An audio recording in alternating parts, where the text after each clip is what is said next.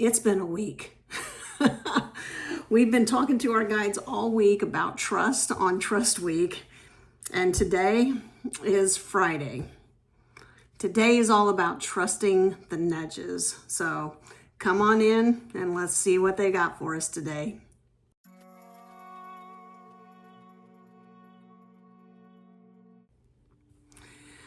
All right, chickadees, welcome into another episode of Mojo Mysticism. Today, it's about trusting nudges, and we've been asked to pull from our Intuitive Whispers card deck this morning, the Oracle card deck, and let's see what they have for us. It's been a fun week. It's been an exciting week.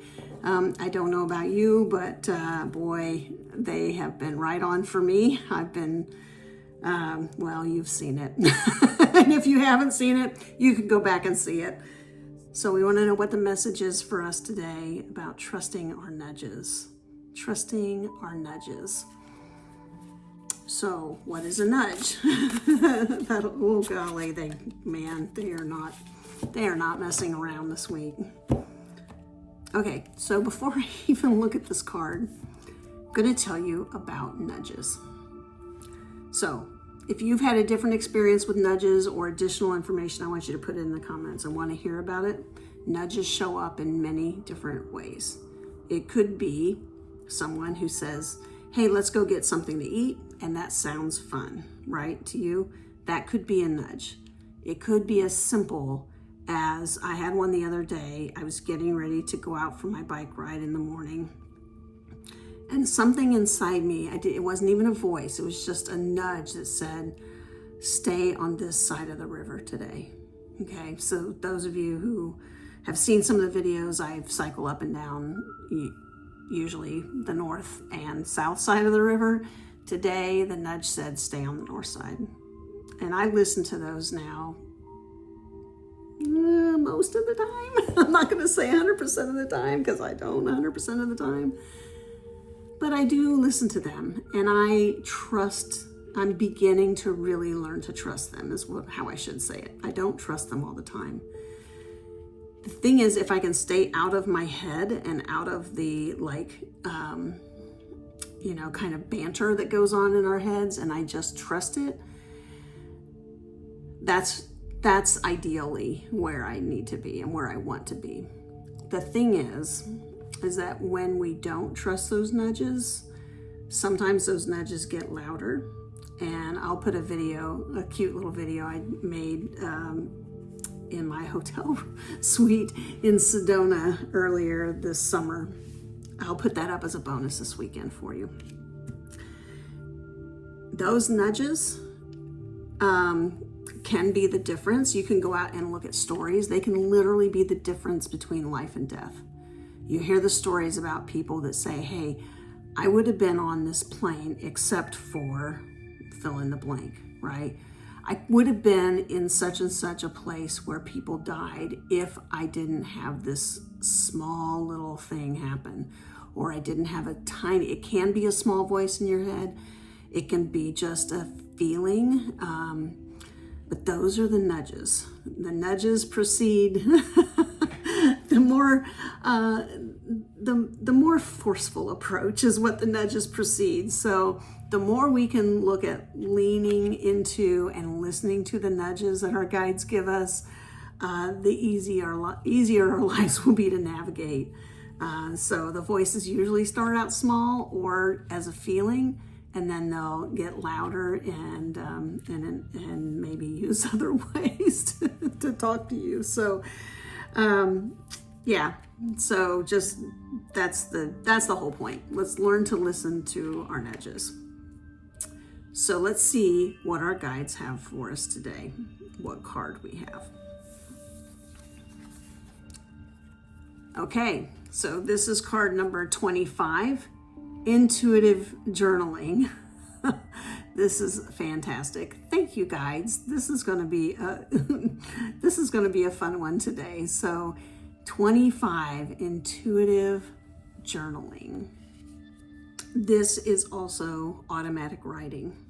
This card is inviting us to turn off our conscious mind and tap into our subconscious mind, our higher mind, and allow that to come forth.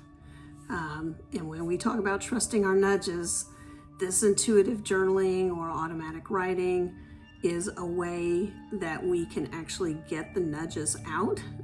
So I mentioned before that there are other ways, right? There's that small voice, there's that feeling. This is getting those feelings and that voice out on paper and or on, you know, whatever device you use to journal on. It's really inviting us to tune into that. And what automatic writing or intuitive journaling will do is it will allow us to better hear those nudges. So I think this is a really incredible card for us today, asking us to begin a journey of intuitive journaling. So the question then becomes, how do we do this, right? How do we intuitively journal? And there's a simple process that I've learned. And first of all, you get whatever device or paper. It's fine to use paper and pen or pencil, whatever, you know, writing instrument, or an iPad or a computer or however you're going to document and journal, and however you normally do that, whatever's comfortable for you. Get that ready, that device or that paper and writing instrument ready, and then take about 10 deep breaths. And I'm talking deep breaths into your abdomen, in through your nose, out through your mouth, right? Get yourself into a place of meditation and stillness. So we're going to arrive at a meditative state. So these 10 breaths will hopefully help you move to that place. It will also slow down your conscious thinking and allow it to step to the side and allow your subconscious, your higher self, your guides to come through.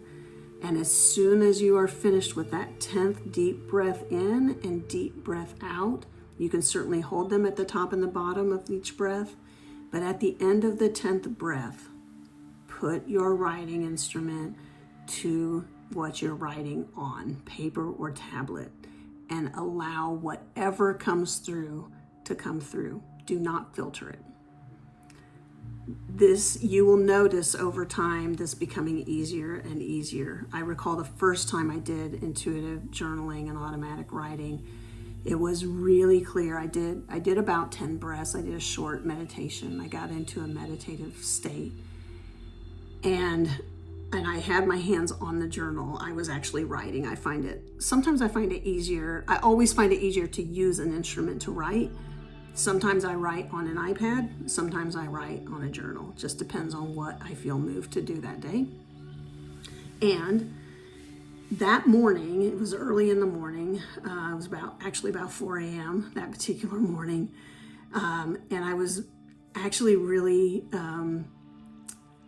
concerned about how I was going to finish some homework for I was actually at a boot camp, and the homework was, you know, basically like, who are you really is the question, right? Which I found very, very intimidating at the time. And so I got into a meditative state with my hands on the journal, in this case, a physical journal. And that last 10th breath, I just started writing. And what I noticed was that after a couple of lines of just writing, it very clearly was not the me in this three-dimensional world. It was still me, but it was not my three-dimensional normal voice coming through on the page. It was very, very clearly Hera, my main guide. And very clear that we were having a conversation, my guide, my main guide, and it was coming onto the page. And it was as if I was off to the side because my conscious mind was kind of parked a little bit. So that was my experience. If you've had experiences with either intuitive journaling or automatic writing, put them in the comments below. This is an incredible practice. It will absolutely help open you up to know when the nudges are happening. So very, very good advice from our guides today. I'm very grateful. Thank you, boards. I appreciate it very much. And this will wrap up our week of trust. And the guides have told me that next week we're going to talk about grief. So, out of the frying pan and into the fire, so to speak.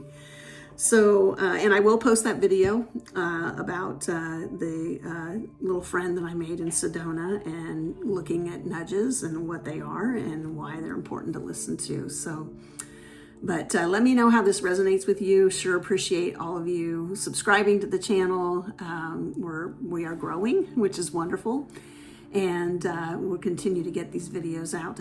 Hopefully they're helpful for people. That's the whole point of this, is to be helpful. So have a wonderful day, chickadees, and we'll see you next time. Mwah.